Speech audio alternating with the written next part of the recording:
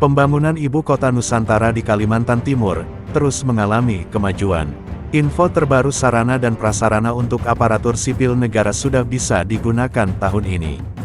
Kabar ini diungkapkan Kepala Otorita IKN Basuki Hadimulyono.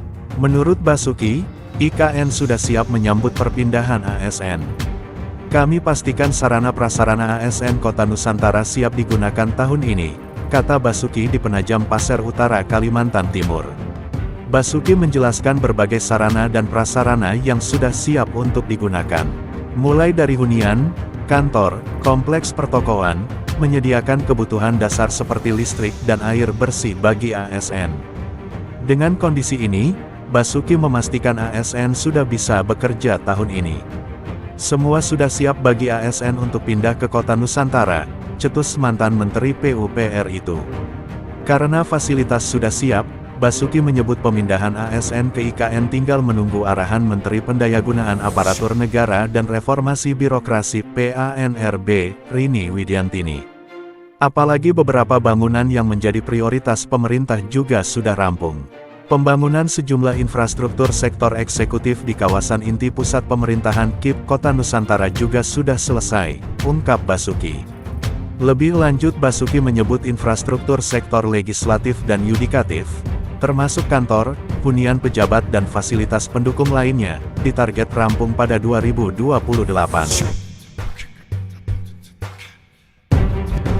Bukan hanya kesiapan fasilitas, OIKN juga mempersiapkan sistem ketahanan pangan yang solid. Sistem ini dirancang melalui skema kerjasama dengan sejumlah distributor pangan yang berada di Kaltim. Direktur Ketahanan Pangan OIKN, Setia Lenggono mengatakan, kebutuhan pangan ASN yang direncanakan mulai pindah ke IKN pada April tahun 2025, telah diantisipasi dengan berbagai upaya. OIKN bekerja sama dengan beberapa pihak strategis seperti para distributor pangan. Di antaranya Bulog, J-Food, serta badan usaha milik OIKN sendiri. Langkah ini diambil untuk memastikan tidak ada kekurangan pasokan pangan bagi penduduk IKN, khususnya ASN dan pekerja yang terlibat dalam proyek pembangunan. Sejak dimulainya proyek pembangunan IKN, kebutuhan pangan di wilayah tersebut mengalami peningkatan signifikan. Hal ini terutama disebabkan oleh keberadaan 26.000 pekerja konstruksi yang membutuhkan pemenuhan logistik pangan sehari-hari. Meski demikian Kaltim masih mengandalkan pasokan pangan dari luar daerah untuk memenuhi kebutuhan produk hortikultura dan hasil peternakan, seperti sapi dan kambing. Kedepan OIKN berkomitmen untuk terus memperkuat kolaborasi dengan berbagai pihak, guna mendukung kemandirian pangan IKN. OIKN tidak hanya berfokus pada pemenuhan kebutuhan pangan jangka pendek, tetapi juga berusaha membangun sistem ketahanan pangan jangka panjang, tegasnya. Dengan memanfaatkan potensi lokal Kaltim, Lenggono berharap dapat mengurangi ketergantungan terhadap pasokan dari luar daerah dan mendukung pertumbuhan sektor agribisnis setempat. Kesiapan logistik dan distribusi pangan ini menjadi salah satu kunci sukses dalam mendukung kelancaran transisi ASN ke IKN, sekaligus menciptakan lingkungan yang kondusif bagi seluruh penduduk di ibu kota baru tersebut. Anggota Komisi 2 DPR Indra Jaya meminta OIKN menerapkan target pencapaian yang terukur, supaya menyelesaikan berbagai dampak pembangunan yang terjadi.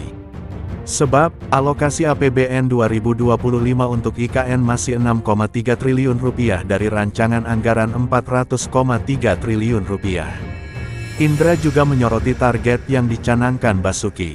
Sebab tidak ada beban bagi Presiden Prabowo jika memang harus menunda perpindahan ke IKN dari jadwal yang sudah diutarakan.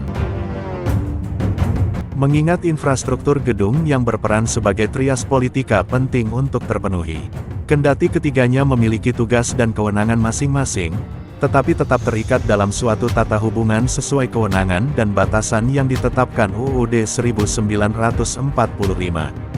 Indra berharap Basuki dapat menerjemahkan keinginan Presiden secara realistis, dengan mengedepankan kajian mendalam yang melibatkan para ahli.